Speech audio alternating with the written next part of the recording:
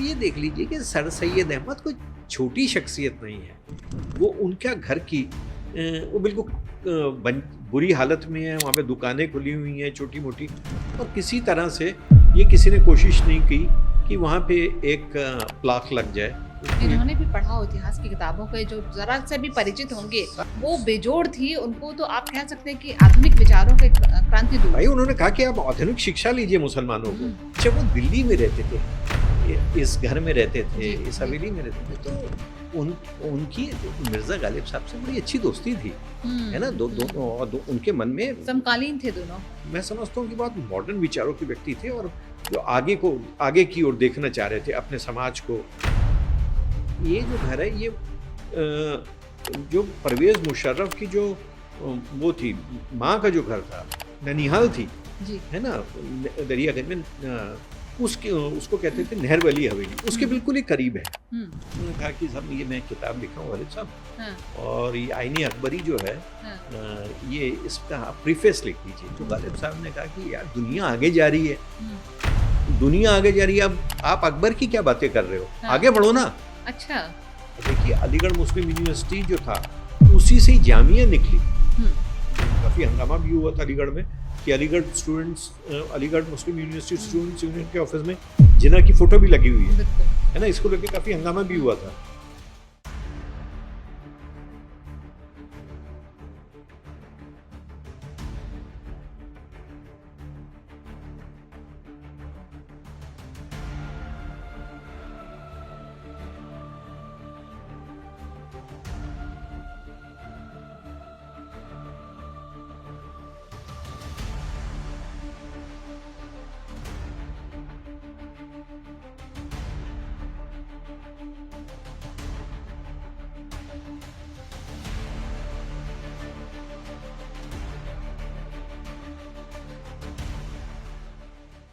भागती दौड़ती दिल्ली, किसी के लिए भी ना रुकने वाली दिल्ली।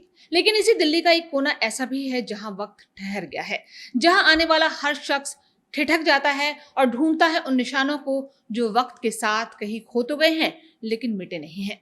बोलते बंगले में आज हम आपको ले चलेंगे बल्ली मारान के पास, गोलचा सिनेमा के पास की गलियों में, जिसे हम आमतौर पे, वैसे देखा जाए तो बल्ली मारान को ज्यादा पहचान मिर्जा गालिब से मिली है, लेकिन इसके पास में जो जगह है वहां एक शख्स ऐसा भी रहा है जिसने युग को बदलने का काम किया, जिसने एक पूरे समाज को नई दिशा दी, उनकी जिंदगी को रोशनी से भर दिया। आज क्या हाल है उनके आशियाने का, उनकी हवेली का, आइए जानते हैं वरिष्ठ पत्रकार विवेक शुक्ला जी से। नमस्कार सर। बहुत बहुत नमस्कार, और देखने वालों को भी मेरा नमस्कार और प्रणाम। देखिए बहुत ही महत्वपूर्ण शख्सियत की बात आज हम करने जा रहे हैं। सर सैयद अहमद एक युग प्रवर्तक के रूप में मैं उनको देखता हूँ, और जिसने मुसलमानों को और अंधेरे से रोशनी की तरफ वो लेके गए।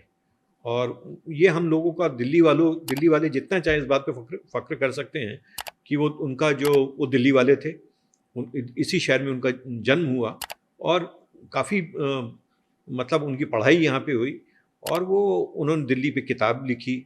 और मैं समझता हूँ कि आज जब उस शख्सियत की बात कर रहे हैं, और मुझे उनके घर को पहली बार करीब 50 साल पहले देखने का मौका मिला।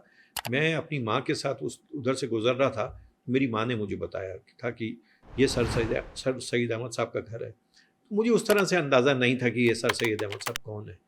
और स्कूल में मैं पढ़ता था, लेकिन बाद में जैसे उम्र बढ़ती गई और मुझे समझ आया कि सर सैयद अहमद का ये घर है। और लेकिन जैसे जैसे उम्र बढ़ती गई, वो जो घर था जिसको मैं देखता था, और उसके बाहर भैंसें खड़ी होती थी, गायें खड़ी होती थी, बड़ी दुर्दशा में था। ये किस जगह पे है सर एग्जैक्टली? मैं उसमें आ रहा हूँ। ये अगर हम पीछे गोलचा हम पहुंच जाएं, है ना, जो दरियागंज जाते हैं हम, है ना, दिल्ली गेट से गोलचा सिनेमा है। हाँ, अगर हम दिल्ली गेट से जाते हैं टूवर्ड्स गोलचा, और बियॉन्ड आगे जाते हैं, तो गोलचा से हम जब अंदर जाते हैं तो वहाँ पे एक जगह सर सैयद अहमद रोड। तो सर सैयद अहमद रोड में एक तरफ जो सड़क चली जाती है वो जामा मस्जिद की तरफ, पटौदी हाउस की तरफ जाती है। दूसरी तरफ की जो सड़क है वो तुर्कमान गेट वगैरह की तरफ जाती है, तो और भी कई रास्तों की तरफ जाती है। तो वहाँ पे ये घर है जी। और ये बड़ा विशाल घर था।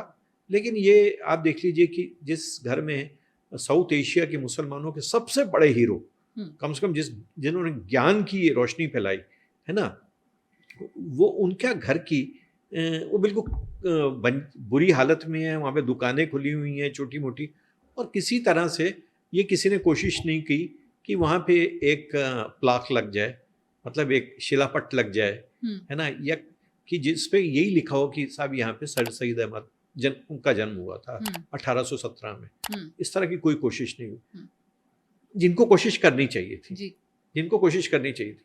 मैं थोड़ा क्रेडिट लेने की के लिए माफ़ी चाहता हूँ कि हम दो चार और लोगों ने इस बात की कोशिश की। एक एंग्लो अरेबिक स्कूल में पढ़ाते हैं टीचर मकसूद अहमद, और एक दिल्ली के एक सोशल वर्कर हैं, मॉडर्न स्कूल में पढ़ाते थे, फिरोज़ वक्त अहमद साहब। हमने कोशिश की जब शीला दीक्षित दिल्ली की मुख्यमंत्री थी कि यहाँ पे एक प्लाक लग जाए, तो उन्होंने अपनी ओर से कोशिश भी की, और लेकिन उसी के बाद उनकी सरकार जाती रही, लेकिन बाद में ये कुछ नहीं हुआ। अब ये देख लीजिए कि सर सैयद अहमद कोई छोटी शख्सियत नहीं है।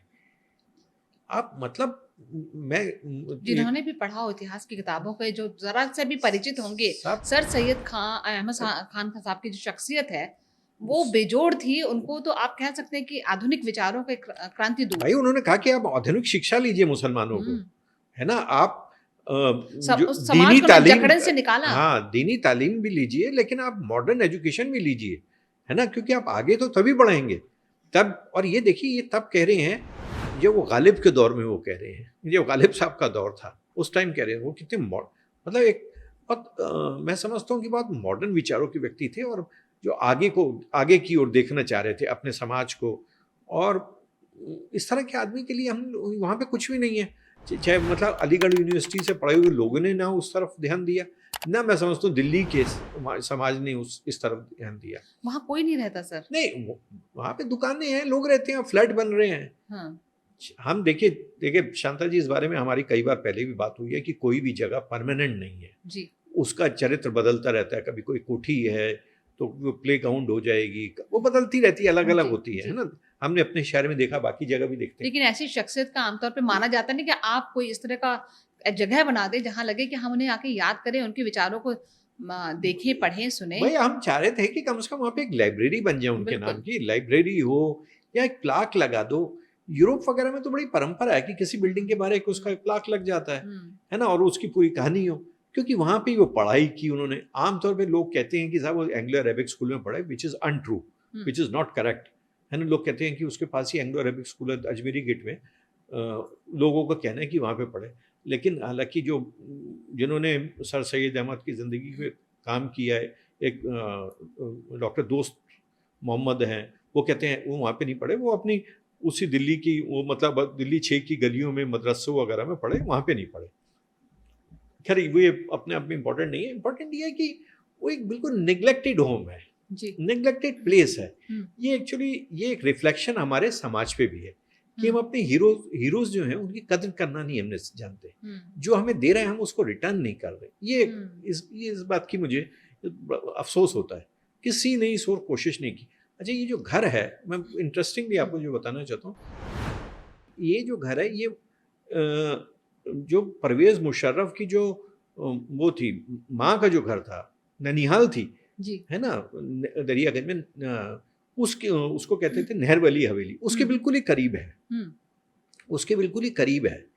तो बिल्कुल वो उसको उस तरफ को ध्यान नहीं दिया गया, और वो आज वहाँ पे अगर कोई पुराना आदमी आपको ना हो तो कोई बता भी नहीं पाएगा कि यहाँ पे ये उनकी हवेली थी, ये उनका घर था, हवेली था। हालांकि हवेली नाम के अब अवशेष भी नहीं है हवेली का। लेकिन कहते हैं कि जब वो हवेली थी तो बहुत बहुत बड़े इलाके में बड़े परिवार के थे वो उनका परिवार दिल्ली का बड़ा महत्वपूर्ण परिवार था।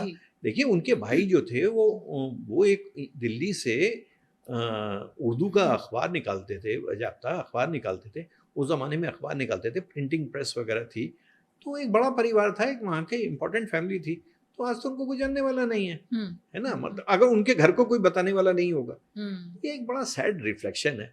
देखिए हम अपने हीरोज़ को इस तरह से बिल्कुल इग्नोर कर देते हैं। हम अपने शहर में देखता हूँ कि खुशवंत सिंह को कई निधन हुए, करीब 8-10 साल हो गए हैं, तो उनके नाम पे हमने कोई सड़क नहीं बनाई, कुछ नहीं बनाया। तो सर सईद अहमद के साथ भी यही है कि उनका घर जो है बिल्कुल कोई पहचानने वाला नहीं है। हमारे जैसे जो खाटी दिल्ली वाले हैं जिन्होंने यही किया है वो तो बता देंगे, वैसे कोई नहीं बता पाएगा। तो it's a sad state of affairs. इस घर में वो कब तक रहे? और कहते हैं कि अलीगढ़ आंदोलन की जो शुरुआत थी या जो बीज पड़ा वो इसी घर में, इसी हवेली में पड़ा। नहीं, इस हवेली में तो मैं नहीं समझता हूँ कि पड़ा। वो देखिए, वो यहाँ से चले गए थे, अलीगढ़ गए, रामपुर गए, है ना। तो एक्चुअली उन्होंने दिल्ली में रहते हुए जो मुझे लगता है जो बड़ा काम किया वो था, एक दिल्ली के स्मारकों पे एक आसारुस सनादी नाम की किताब लिखी, सनादी नाम की किताब लिखी। ये बड़ी महत्वपूर्ण किताब थी और उस किताब को लिखने के लिए उन्होंने दिल्ली की खूब खाक छानी मेहरौली वगैरह में, है ना, और किताब लिखी। और उसका कुछ साल पहले, मैं समझता हूँ 5-7 साल पहले, एक बड़ी मशहूर हिस्टोरियन है राना साफ़ी, उन्होंने उसका अंग्रेज़ी में तर्जुमा भी किया था। ये किताब उर्दू से अंग्रेज़ी में तर्जुमा किया था। तो लेकिन हुआ ये कि जो उन्होंने जो किताब लिखी उसमें जिन स्मारकों की बात की, उसमें भी कई अब ख़त्म हो चुके हैं। देखिए, ये किताब लिखी गई 1846 में। 1857 में जो पहला गदर हुआ, गोरों ने बहुत सारी दिल्ली की महत्वपूर्ण स्मारकों को, इमारतों को ध्वस्त कर दिया, ख़त्म हो गई। उनका नाम लेवा भी नहीं रहा, उनके अवशेष नहीं रहे, चिन्ह नहीं रहे। फिर क्या हुआ कि 1857 के बाद जब दिल्ली देश की राजधानी बनती है, तो उस टाइम भी बहुत सारी इमारतें ख़त्म हो गई, है ना, बहुत सारी चीज़ें ख़त्म हो गई। नई बिल्डिंग्स, जब नई बिल्डिंग्स बनेंगी तो पुरानी समाप्त हो जाएंगी, तोड़ दी जाएगी, कोई देखने वाला नहीं है ना। जैसे मैं थोड़ा सा आउट ऑफ कॉन्टेक्स्ट सब बता रहा हूँ, जैसे पचकुइयाँ रोड है, वो उसका नाम क्यों पड़ा पचकुइयाँ रोड? क्योंकि वहाँ 5 कुएँ थे और ये अहिल्याबाई ने बनवाए थे, रानी जो थी होलकर की। इनकी अभी 2-3 दिन पहले जन्मदिन भी मनाया जा रहा था।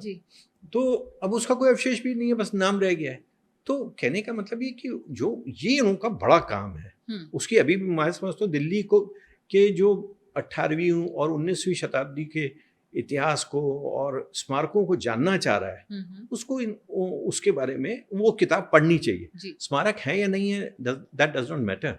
उनके विचार तो कम से कम जाने चाहिए। नहीं, वो जो थे स्मारक यहाँ पे, और उसके बारे में जो सर सैयद अहमद ने काम किया, वो तो हमेशा जिंदा रहेगा ना।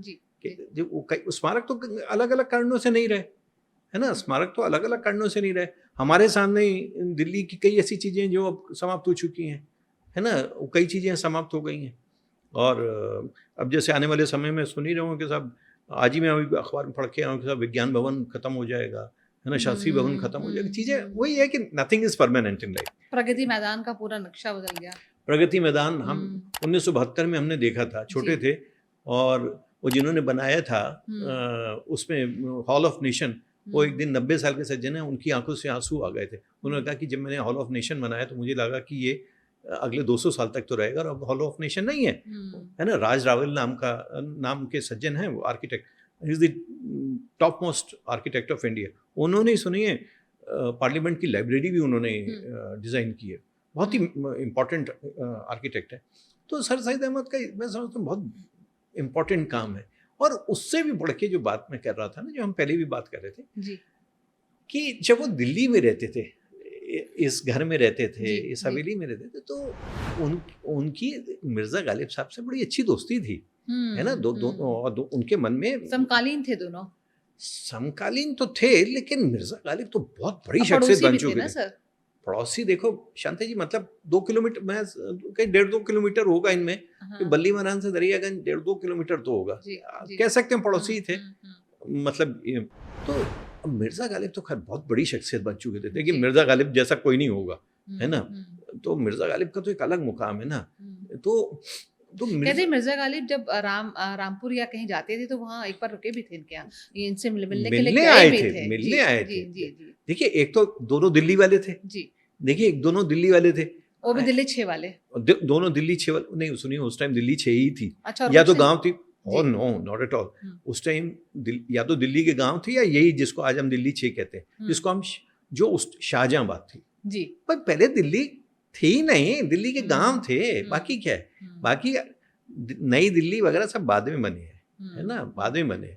तो ये थी नहीं। तो एक छोटा सा शहर था। और सुनिए, बड़ी इंटरेस्टिंग जो इन्होंने अपनी किताब लिखी, इसमें क्या कहते हैं, बड़ी आपका दिल खुश हो जाएगा। उन्होंने कहने लगे कि हालांकि दिल्ली की आबादी तो बढ़ रही है, लेकिन फिर भी ये शहर अभी भी रहने लायक है। मतलब आबादी की चिंता मैं समझता हूँ 1846 में दिल्ली शहर की आबादी 1-2 लाख भी शायद नहीं होगी। तो अब आबादी का मामला तब से चल रहा है ना। आज तो दिल्ली की आबादी कहते हैं, दिल्ली एनसीआर की आबादी 3 करोड़ के आसपास होगी, लेकिन 1 लाख की आबादी में उनको लग रहा था कि ये शहर जो है अब रहने की इसमें मुश्किलें आ रही हैं। मतलब हर दौर के अपने अपने, हर दौर में सर अपनी चुनौतियां होती है ना। उस वक्त हाँ, वो आबादी भी ज्यादा रही होगी, उस जमाने के लिहाज से वो जी, ज्यादा आबादी लग जी, रही होगी। जी। उस जमाने के लिहाज से जब हम स्कूल में पढ़ते थे तो ये था कि भारत की आबादी 80 करोड़ है। हम सोचते थे 80 करोड़ है, अब 140 करोड़ में भी हम कह रहे हैं कि नहीं, वी आर स्टिल ग्रोइंग, है ना। तो मुझे लगता है कि जो गालिब साहब के साथ उनकी बड़े एक अलग तरह का एक रिश्ता रहा, है ना। गालिब साहब का बहुत सम्मान भी करते थे, और इन्होंने किताब वो जो लिखी थी उसका एक तरह से आप कह सकते हैं तर्जुमा किया, आईने अकबरी। ये बहुत ही इंटरेस्टिंग किस्सा मैं बता रहा हूँ। तो ये बहुत ही इंटरेस्टिंग किस्सा बता रहा हूँ। तो ये दरिया, लोग कहते हैं दरियागंज की हवेली में ही रहते तो, और गालिब साहब से मिले, तो गालिब साहब से वहाँ पे ही मिले होंगे मैं समझता हूँ, बली महाराज में। तो उन्होंने कहा कि साहब ये मैं किताब लिख रहा हूँ गालिब साहब, और ये आईने अकबरी जो है, ये इसका आप प्रीफेस लिख दीजिए। आईने अकबरी जो है ये अकबर का कॉन्स्टिट्यूशन था जी। तो इसमें एक तरह से उनका ये एडिटिंग की हुई थी, इस तरह से जो था, इन्होंने वो जो मूल था उसकी इन्होंने एडिटिंग की थी जो था। तो इन्होंने कहा कि इसका प्रीफेस लिख दीजिए। तो गालिब साहब ने कहा कि यार दुनिया आगे जा रही है, दुनिया आगे जा रही है, अब आप अकबर की क्या बातें कर रहे हो, आगे बढ़ो ना। अच्छा, हाँ, गालिब साहब ने उनको मतलब जिसको कहते हैं डिसडेनफुली, उनको डिसडेनफुली उस बात को रिजेक्ट किया। गालिब साहब ने नहीं लिखी आई उनका प्रीफेस नहीं लिखा उन्होंने गालिब साहब ने, है ना। तो लोग कहते हैं इससे सर सैयद अहमद साहब को बुरा भी लगा था कि इन्होंने, गालिब साहब ने मेरी किताब का प्रीफेस नहीं लिखा, है ना, जिसका काम ही है और जिसका मैं इतना एहतराम करता हूँ, उन्होंने मेरी किताब जो है उसका नहीं लिखा। लेकिन गालिब साहब देखिए, गालिब साहब शायर और कवि को कोई क्या रोक सकता है, वो तो मन की बात करते हैं। और गालिब साहब तो वैसे ही फक्कड़ आदमी थे, वो तो सदियों के शायर थे, है ना, वो तो सदियों के शायर थे। तो ये एक बड़ा इंटरेस्टिंग किस्सा है कि दोस्ती भी थी लेकिन उन्होंने सुना भी दी। और जब बाद में जब किताब आई, किताब तो छपी, तो उन्होंने सर सैयद अहमद साहब ने गालिब का उसमें कोई जिक्र नहीं किया। अच्छा, हाँ, उन्होंने भी उनको भी लगा कि बस ठीक है, वो जैसे आपने नहीं लिखा तो हम भी आपका जिक्र नहीं करेंगे। वही जो है ना, जैसे दिल्ली ठन गई तो मैं नहीं मानता हूँ। दिल्ली 6 की कहावत है ना, जो मैं कई बार आपके सुनाई हुई कि जैसे तेरा नाच गाना वैसे मेरी वारफेर, है ना। तुम हमारे साथ प्रेम का रिश्ता निभाओगे तो हम भी उस तरह से निभाएंगे। तो गालिब साहब का उसने बिल्कुल, जैसे कहते हैं, इग्नोर कर दिया, है ना, ही completely ignored sir Syed Ahmad साहब ने। तो फिर गालिब साहब का तो खैर डेथ हो गई, और फिर अलीगढ़ मूवमेंट से वो चले गए और वहाँ पे चलते रहा, तो वो तो एक अलग बात है। लेकिन ये मुझे लगता है ये आईने अकबरी का बहुत ही इंपॉर्टेंट केस है। लेकिन गालिब साहब उस टाइम कई और की चीज औरों में भी नहीं लिखते थे। अब जो उस जमाने में एक बहुत महत्वपूर्ण दिल्ली का अखबार निकलता था, दिल्ली उर्दू अखबार, उसका नाम था, 20 साल निकला और बड़ा क्रांतिकारी अखबार था। गालिब साहब ने उसमें कभी नहीं लिखते थे, वो अंग्रेजों के खिलाफ लिखता था जी। तो गालिब साहब उसमें नहीं लिखते थे। तो मतलब एक शायर है, उसका मूड है ना, मैं तो ये मानता हूँ, मैं ये मानता हूँ। लेकिन यह है कि दोनों का सम्मान कर, देखिए गालिब साहब का कौन अपमान करेगा जी, जी। है ना, और सर सैयद अहमद साहब का कौन अपमान करेगा, दोनों अपने अपने लीजेंड हैं साहब, है ना। देखिए सर सैयद अहमद साहब को एक तरह से लोग कहते हैं कि सब पाकिस्तान मूवमेंट का विचार उनकी बातों से है, टू नेशन थ्योरी का।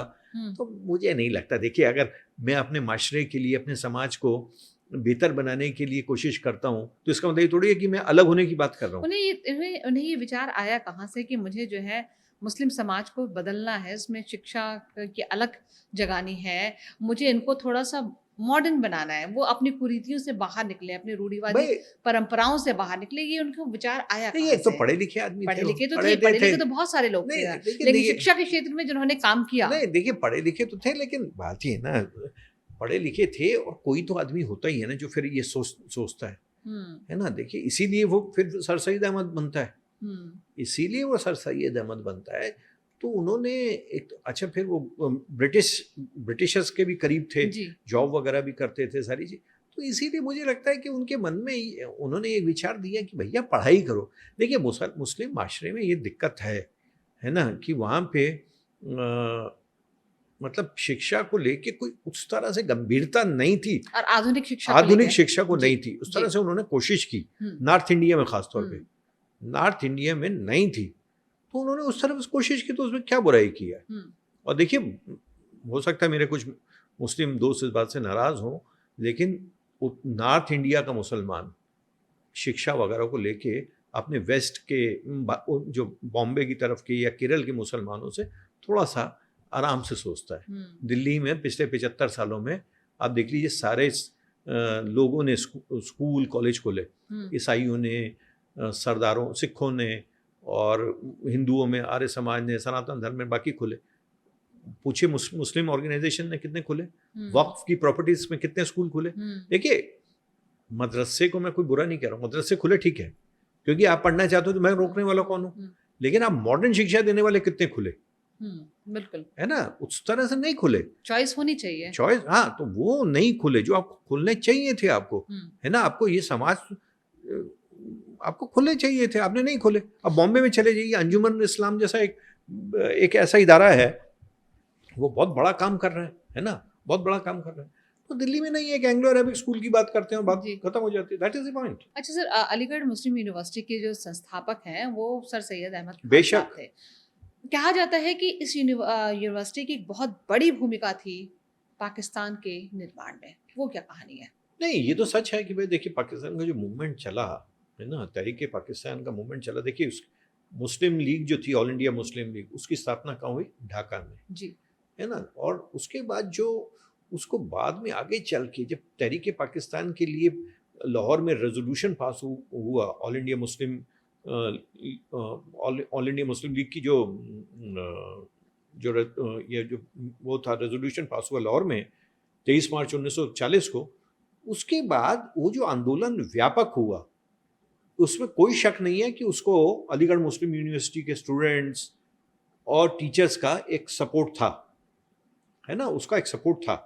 और जिन्ना बार बार जाते थे वहाँ पे, जिन्ना बार बार जाते थे वहाँ पे, जिन्ना बार बार जाते थे, और वहाँ पे उनको बड़ा व्यापक समर्थन, स्वागत होता था। ट्रू नेशन थ्योरी यहीं पर उपजी क्या? नहीं, ट्रू नेशन थ्योरी तो भैया हमने पहले बताया 1940 में लाहौर में रेजोल्यूशन पास किया, हाँ, है ना, ऑल इंडिया मुस्लिम लीग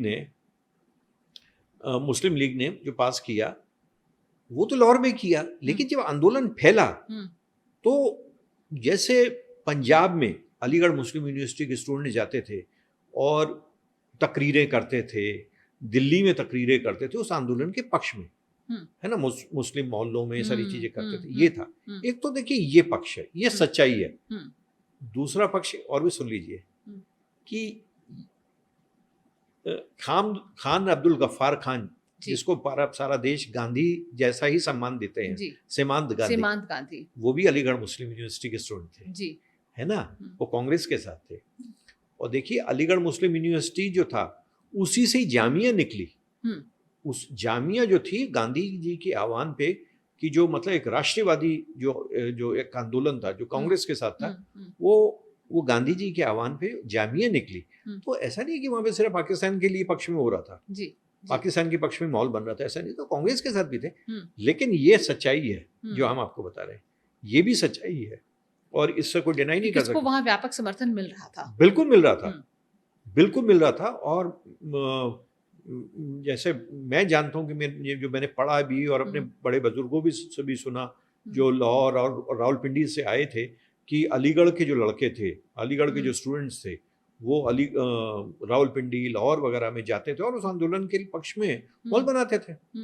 ये फैक्ट है ना। लेकिन वही उसका दूसरा पक्ष भी है भाई। जैसे जाकिर हुसैन जो जामिया मिलिया बनी, तो ये जामिया मिलिया वो उन्होंने जो उसका जो एक मूड था अलीगढ़ आंदोलन का, उससे हट के था, है ना, वो कांग्रेस के पक्ष में था। तो वो जामिया दिल्ली में उसकी स्थापना हुई, है ना, उसकी तो नींव में एक तरह से आप कह सकते हैं अलीगढ़ में हुई, और फिर उसकी जामिया की स्थापना, जिसको जामिया आप देख रहे हैं यहाँ पे नहीं हुई, वो करोल बाग में हुई। अच्छा, शुरुआत में करोल बाग में थी? करोल बाग में थी। अच्छा, शुरुआती दिनों में ये करोल बाग में थी। और आपकी जानकारी मैं बता रहा हूँ कि करोल जो प्रेमचंद वहाँ पे आते थे, और प्रेमचंद का जो अंतिम जो कहानी है जो मैं जैसे समझता हूँ उसकी कालजयी कहानी है, कफन, उन्होंने करोल जामिया कैंपस में लिखी है। अच्छा। हाँ, वो जामिया कैंपस में लिखी है। वो तो मतलब गजब की कहानी है, और उनका बिल्कुल, अंतिम बिल्कुल। कहानी है ना। वो मुंबई से आ रहे थे तो दिल्ली में रुके, तो जामिया के जो स्टूडेंट्स थे, टीचर्स थे, उन्होंने उनको कहा कि साहब एक कहानी आपकी हम चाहेंगे कि आप यहाँ पे लिखे। और तो उन्होंने रात में ही लिखी वो कहानी, हम्म, और फिर कहानी पाठ हुआ। तो 1936 में लिखे, और उसके बाद उनका निधन हो गया। 1936 में मैं समझता हूँ प्रेमचंद का, मुंशी प्रेमचंद का निधन हुआ था। तो वो दोनों ही बातें देखिए शांता जी, है ना, we should be fair with facts, कि अलीगढ़ मुस्लिम यूनिवर्सिटी को निश्चित रूप से वहां से वो का तहरीके पाकिस्तान को समर्थन मिल रहा था। जिन्ना यहाँ पे बार बार आते थे, और देखिए बार बार आते थे, और ये 2-4 साल पहले काफ़ी हंगामा भी हुआ था अलीगढ़ में, कि अलीगढ़ मुस्लिम यूनिवर्सिटी स्टूडेंट्स यूनियन के ऑफिस में जिन्ना की फोटो भी लगी हुई है ना। इसको लेकर काफ़ी हंगामा भी हुआ था। अब वो लगी है, जैसे कि उस लगनी चाहिए नहीं लगनी चाहिए, उस पर मैं नहीं जाऊंगा। ये मैंने सुना है कि एकदम कि दिल्ली विधानसभा में भी लगी हुई थी जिन्ना की, मोहम्मद अली जिन्ना की फोटो, क्योंकि वो सेंट्रल लेजिस्लेटिव असेंबली के मेंबर थे, तो उनकी फोटो भी लगी थी। तो वहाँ पे कई लोगों ने कहा था कि ये फोटो हटनी चाहिए। जी बिल्कुल, बिल्कुल हटनी चाहिए, है ना, ये हटनी। हाँ, तो आपने ठीक है, तो ये एक है पक्ष, तो लेकिन है ना, तो लेकिन दोनों ही बातें कि वहाँ पे एक राष्ट्रवादी धारा भी थी। अच्छा सर, वहाँ पे उन्होंने जामा मस्जिद भी बनाई, बिल्कुल दिल्ली के जामा मस्जिद की तर्ज पर। वो क्या है, वो क्यों उनको लगा कि यहाँ पे भी जामा मस्जिद होनी चाहिए अलीगढ़ में? देखिए, ये आप बहुत अच्छा सवाल छोटा है, छोटी जामा मस्जिद है, लेकिन कहते हैं कि हूबहू वैसी ही है। देखिए, ये जो जामा मस्जिद है, अलीगढ़ मुस्लिम यूनिवर्सिटी की जो जामा मस्जिद है, वो देखिए दिल्ली की जामा मस्जिद जितना जो रकबे के लिहाज से जो है, क्षेत्रफल के लिहाज से तो बहुत छोटी है, 1/4 होगी, लेकिन उसको आप कह सकते हैं प्रतिकृति, हिंदी में प्रतिकृति कहेंगे ना, रेप्लिका है वो एक तरह से। तो देखिए, बचपन में सर सईद अहमद साहब ने अपनी ज़िंदगी की कितनी नमाजें जो होंगी वो जामा मस्जिद में पढ़ी होंगी, फजर की नमाज हो, ईशा की नमाज हो, वहाँ पे पढ़ी होंगी। तो दिल्ली का मुसलमान तो छोड़ो, जो मेरे जैसा, मैं तो मुसलमान नहीं हूँ, तो भाई एक इम्पोर्टेंट एक लैंडमार्क है ना, उसको देखते हैं। तो उन्होंने वो पढ़ी होंगी, तो जब वो अलीगढ़ गए तो उन्होंने अपने शहर की मस्जिद की तरह एक जामा मस्जिद का तो तामीर करवाया, तो फिर वहाँ पे ही उनको दफनाया गया। तो चूंकि जामा मस्जिद की बात कर रही हैं और आप अलीगढ़ मुस्लिम यूनिवर्सिटी की जामा मस्जिद की बात करें, तो मैं आपको एक चीज़ और बता रहा हूँ। दिल्ली के दरियागंज में जब आप रिंग रोड से, महात्मा गांधी रोड से जब अंदर बेला रोड से अंदर आती हैं जी, तो वहाँ पे भी एक मस्जिद है, उसका नाम है घटा मस्जिद। अच्छा, घटा मस्जिद जो है वो भी वो उसको आप कह सकते हैं वो जामा मस्जिद की गुट का संस्करण है। छोटी सी मस्जिद है, लेकिन वो बिल्कुल जामा मस्जिद की तरह ही उसका आर्किटेक्चर है ना। तो देखिए, जो बड़ी बिल्डिंग्स होती है ना शांता जी, उनको लोग बहुत फॉलो करते हैं, लोगों को अट्रैक्ट करते हैं, उनको लगता है कि हमारे शहर में भी वैसा हो जहां हम जा सकें, देखें। हाँ, ये जो है घटा मस्जिद दरियागंज में है, तो ये तो 1 किलोमीटर के फासले पे होगी, 1-1.5 किलोमीटर। तो देखिए, जामा मस्जिद अपने आप में आइकॉनिक मॉस्क है ना भाई। मुगलिया दौर के जो मुगल का जो राजा बनते थे, वो वहाँ पे उनका राज्याभिषेक वहाँ पे होता था। उनका तो नहीं हुआ, वो जो है कईयों का वहाँ पे हुआ, शाहजहाँ का वहाँ पे हुआ, ये जो थे औरंगजेब का तो नहीं हुआ, लेकिन कईयों का वहाँ पे होता था। तो वो एक मतलब बहुत बुलंद इमारत है। जामा मस्जिद में जब आप खड़े होते हो तो पता चलता है कि क्या मस्जिद है ना। मैंने इमरान खान के एपिसोड जब हम कर रहे थे, मैंने आपको बताया था कि वहाँ गए थे। इमरान खान ने कहा कि क्या मस्जिद है ना, क्या मस्जिद है। तो जामा मस्जिद में खड़े होके भारत का जो एक तरह समावेशी भारत के भी दर्शन होते हैं। आप खड़े हो जाए तो आपको महसूस होगा, अरे साहब क्या बुलंद है, क्या बुलंद है ना। इट्स अ ग्रैंड मॉस्क है ना, इट्स अ ग्रैंड मॉस्क। तो बहुत इम्पोर्टेंट मॉस्क है, और उसको लेके पूरे भारत के जो मुसलमान हैं उनकी एक आस्था है।